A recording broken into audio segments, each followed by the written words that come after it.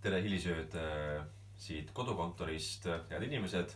Mitu nädalat ei ole toimunud nädala kokkuvõtet Euroopa Parlamendist.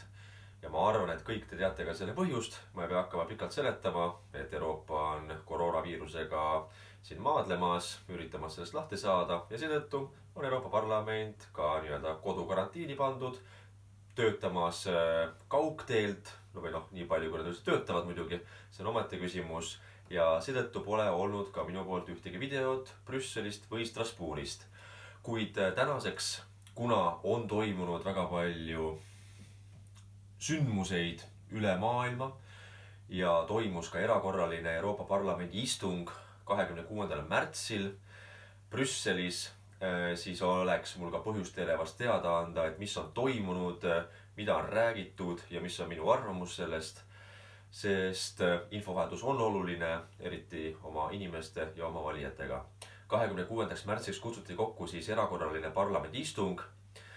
Päevakorda pandi ainult koroonaviiruse epideemiaga võitlemine ja päevakorda pandi siis 3 hääletust, milleks olid ettepanekud Euroopa Komisjoni poolt, et kuidas võidelda selle epideemiaga. Mina küll ütlesin kohe oma poliitgrupile, et mina ei lähe Brüsselisse, sest minu arvates oleks täiesti arulage üritada minna Brüsselisse ajal, kui seal nakatunute arv tõuseb iga päevaga. Sest esiteks see asi pole seda väärt, et minna hääletuste pärast kohale Euroopa Parlamenti, kuhu minu teada vist isegi mõni Eesti saadik läks, nagu näiteks vist Urmas Paet, kes peaks ju tegelikult viibima nüüd 14 päeva karantiinis, kui tuled välismaalt tagasi Eestisse. Mina sinna ei läinud ja kokkuvõttes minu teada vist koha peal füüsiliselt oli ainult kas 20 või 30 parlamendi liiget 705-st. Kuid selleks, et oleks võimalik siis ka nii-öelda kojujääjatel hääletada, siis loodi nii-öelda e-maili teel võimalus hääletada. Ehk saati meile töömeili peale paberileht koos hääletuskastidega, kus sa siis panid kas poolt, vastu või erapooletu, tegid sellest hääletussedelis pildi, kus sa panid ka oma allkirja ja oma nime ja saatsid tagasi selle pildi meili teel ja siis pärast loeti need hääled siis arvesse ja arvestati sellega.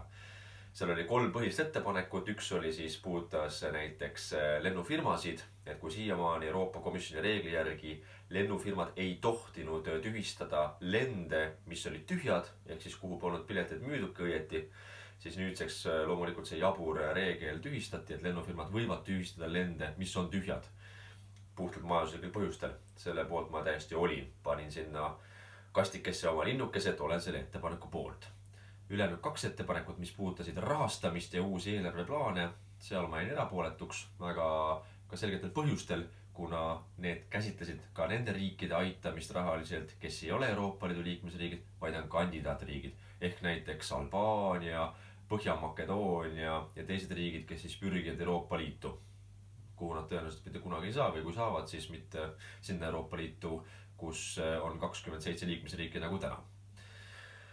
Seetõttu mina jäin erapooletuks nendes küsimustes ja kokku vist hääletaski äkki ligi 700 parlamendi liiget nii-öelda meili teel oma koduriikidest, sest esiteks oli võimatu kohale minna, kuna lennuühendus on põhiliselt katkenud.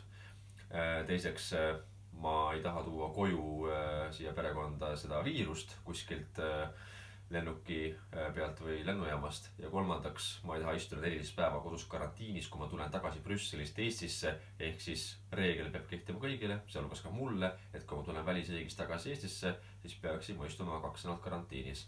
Ma tahaks siiski käia ka väljas jooksmas ja jalutamas ja tegeleda maal natukene aiatöödega. Nii et ma ei taha olla karantiinis 2 nädalat. Järgmisel hommikul, ehk siis reede hommikul 27. märts oli meil ligi poolist tundi kestev koosolek läbi veebirakenduse meie poliitgrupi juhtkonna vahel, kus me arutasime siis ka seda koroonaviiruse sündmuseid, Euroopa Liidu tegutsemist või tegevusetust õigemini. Me leppisime kokku, ehk siis meie nii-öelda poliitgrupi identiteet ja demokraatia büroo, kuhu kuulub siis poliitgrupi president Marco Zanni itaallaste Lega parteist ja kõikide delegatsiooni juhid, siis sealhulgas mina. Ja me nõustusime ettepanekuga, et siis meie grupi president teeb ettepaneku parlamendi presidendile muuta finantsreegleid niiviisi, et me saaksime oma poliitgrupi rahast ja eelarvest kus on ette nähtud igale parlamendi liikmele meie grupis oma pearaha, mida me võime siis kulutada iga aasta poliittegevuseks, olgu need kampaaniad, rahva kohtumised, sotsiaalmeedia kampaaniad, nänni tellimine, et sellisel erakorralisel ajal me saaksime sellest rahast suunata kuni 50% organisatsioonidele või institutsioonidele, kes tegelevad praegu selle epideemia tõkestamisega. Näiteks suunata haiglatele, suunata politsei ressurssidele, tellida enesekaitsevahendeid, maske, prille, kitleid, et me reaalselt saaksime selle Euroopa Parlamendi parteide rahastus suunata sinna, kus on seda praegu kõige rohkem vaja. Praegu ei ole rahastust vaja pastakate tellimiseks või plakatide trükkimiseks. Raha on vaja sinna suunata, kus riigid ei aita või riigid on kokku jooksnud või ei suuda toimida enam. Nii et nüüd me ootame siis parlamendi presidendi David Maria Sassoli sotsialisti arvamust ja heakskiitu sellele ettepanekule, et me võiksime selle finantsreegli ära muuta parlamendis. Kuid ootame, samas aeg jookseb ja aega meil väga palju enam kahjuks ei ole sellega tegelemiseks. Kui me oleme näinud viimase 6 aja jooksul Euroopa Liidu olemust, siis ma arvan, iga mõtlev inimene on saanud väga selgesti aru, et siis, kui olukord on rahulik, kui pole ühtegi kriisi, kui inimesed ei sure, kui pole ohtu meie julgeolekule, meie tervisele, meie eludele, siis Euroopa Liit on väga tore liit, kus räägitakse solidaarsusest, võrdsusest, integratsioonist ja nii edasi ja nii edasi. Räägitakse soolisest võrdõiguslikkusest, LGBTQ, kes iganes veel inimeste soovidest, räägitakse võrdsuse propagandast, millest kõigest veel, sest siis on tore rääkida sellest. Keelatakse midagi kas direktiivide määrustega, kuid siis, kui tuleb kätte tõeline kriis, kus inimesed surevad, tekivad julgeolekuohud, tekib oht avalikule korrale, siis Euroopa Liit on võimetu monstrum sellele reageerima ja selle vastu võitlema. Null kasu. Ja seda me täna näeme. Me näeme, mismoodi riigid seisavad iseenda eest, oma rahvaste eest ja siin ei ole enam kohta sellise solidaarsusele, kus me oleme nõus ise surema, aga päästma mõnda teist Euroopa Liidu liikmesriiki. Sellepärast, et me peaks olema justkui teoorias sallivad, võrdõiguslikud ja solidaarsed. Seda ei eksisteeri. Ja Euroopa Liit on olnud hambutu monstrum, kes ei ole suutnud tellida isikukaitsevahendeid Euroopa Liidu liikmesriikidele, ei ole suutnud ellu viia ühishankeid, ei ole suutnud tegeleda tsiviilkaitsega sellisteks kriisideks. Tegemist on olnud mõttetu ettevalmistusega, olematu ettevalmistusega. Ja me näeme ka seda ka siin, meie ametnike peal. Me näeme seda näiteks seda suhtumist Terviseametist, kus Terviseameti peadirektor koos oma jüngritega täiesti sirge näoga ütlevad, et aga me tegime ühishanke Euroopa Liidus, et oodata siis kaitsevahendeid, kaitsemaske. See on see tüüpiline ametliku mõtlemine, et küll Euroopa Liit midagi teeb, küll kuskilt midagi tuleb, me tegime ühishanke. Tegemist on ebareaalsuses elavate indiviididega, kes ei saa aru olukorra tõsidusest, sellest, kus me täna reaalselt elame. Ja sama asi on ka mitmes ministeeriumis, kas või sotsiaalministeeriumis. Seda asja me saame tänasel päeval võtta kokku väga lühidalt. Toimumas on pöördelised muutused kogu maailmas. Me ei tea, kuhu me sellega välja jõuame. Me ei tea, kui tugevaks muutuvad peale seda suurt globaalset kriisi Hiina või Ameerika Ühendriigid või Venemaa, mis saab Euroopa Liidust. Tõenäoliselt Euroopa Liidule on see pikas plaanis, pikas perspektiivis kabelimats. Euroopa Liit ei saa püsima jääda sellise ühendusena, kus tegelikult mitte midagi ei toimi. Euroopa Komisjon on võimetu, oskamatu reageerida tõsistele kriisidele. See majanduskrahh, mis on praegu tulemas, on kujutledamatu. Ja sellest supist, ma kardan, või ma olen üpris kindel, euroala välja ei uju. Ja seal tulevad juba reaalsed riigid, kes tõenäoliselt hakkavad loobuma euroala tsoonist ja seda me näeme tõenäoliselt kas järgmine aasta, ülejärgmine aasta, kui see kriis veel süveneb täna iga päevaga ja iga kuuga. Mis sest lõpuks saab?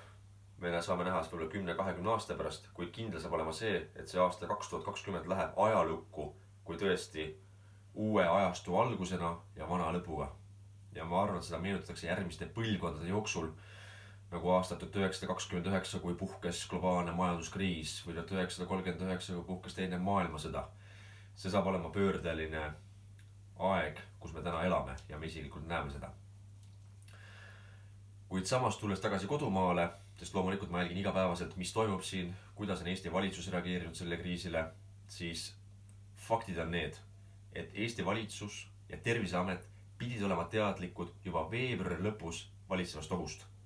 23. jaanuar pandi Wuhani linn Hiinas totaalkarantiini. Linn, kus elab 11 miljonit elanikku ja ametlikult oli haigestunud ainult 800, surnuid 9. Ilmselt me teame, et numbrid olid valetatud ja tegelikult haigestunud ja surnud olid 10 kordades rohkem. Need numbrid olid aimatavad ja need faktid olid teada. Veebruari alguses WHO, Maailma Terviseorganisatsioon, hoiatas, et tegemist on ohtlikuma ohuga kui terrorism. See kõik pidi olema teada Eesti valitsuse ministritel ja Terviseametil. Veebruari lõpus seda eirati. Terviseameti juhid väitsid, et tegemist on tavalise külmetusega, mis ei kujuta ennast ohtu. Nad väitsid, et me oleme piisavalt valmistunud, meil ei tule karta, meil ei puhke epideemiat ja meil on piisavalt enesekaitsevahendeid. Samal ajal nad andsid loa tulla Itaalia võrkpalliklubil mängima Saaremaale ja täna me teame, et tulemuseks oli see, et Saaremaa on totaalkarantiinis ja epideemia kolle. Ja see on puhtalt Terviseameti vastutusalas ja ka sotsiaalministri vastutusalas. Kas keegi vastutab täna? Ei. See on tüüpiline Eestile, kus ametnikud ja ka tihti poliitikud ei vastuta sigaduste eest ja ka kuritegude eest, mida nad toime pannud oma otsustega või tihti ka otsustamatusega. Sealt edasi minnes meile väeti, et enesekaitsevahendeid on piisavalt. See oli vale. Tänaseks on selge, et Terviseamet alles keerutas pöidled veebruarikuus. Osalesid Euroopa Liidu ühishankes selle asemel, et reaalselt vaadata, mis on toimunud Hiinas, mis on toimumas naaberriikides Aasias, mis on puhkemas Lõuna-Euroopas, et tellida kohe ise otsehangetega enesekaitsevahendeid. Seda ei tehtud. Ja valetati otse avalikkusele, et kõik on korras. Ja tänasel päeval jätkatakse valetamisega, kui öeldakse, et tervel inimesel pole mõtet maski kanda, see ei aita.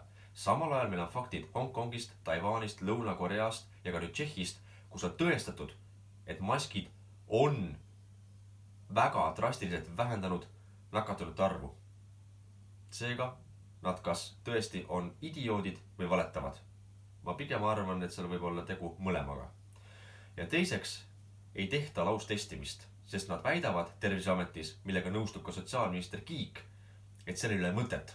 Samal ajal teised riigid, nagu näiteks Saksamaa, tänaseks ka Leedu ja paljud teised, teevad laustestimist, et leida iga võimalik indiviid, kes võib kanda viirust edasi ja olla edasikandja. Et ta kohe panna karantiini ja vältida kolde tekkimist. Ja meie eksperdid ei suuda sellest aru saada. Ja mitte ühtegi argumenti nende poolt ka ei tule. See on kuritegelik.